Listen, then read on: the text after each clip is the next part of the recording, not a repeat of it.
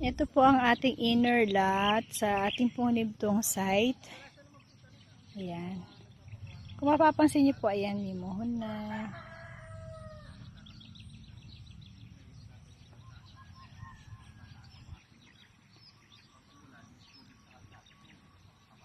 Yan, wala po dyan. Yan. Malinis po na yan. Yan. Hanggang dun. Ay, ito po. Yung may puno po na yon.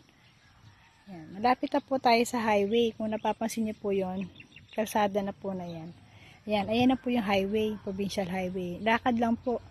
Lakad lang. Ayan na po. Provincial highway na yan. And then, ayan na po yung dulo niya. Sa dulo po na yan, may kalsada din po dyan. Kaya, yung mga kumuha po natin sa backlot, hindi pa rin po kayo talo kasi soon, kapag po naging cemented road po yung backlot na yan, magiging parang front lot po yung mga nakuha ninyo. Ayan po. Kung mapapansin nyo po, meron na pong nalagyan ng mohon.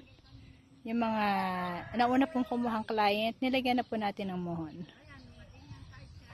Para po, kung gusto po nila makita yung exact lot po nila, ayan na po, may mohon na po.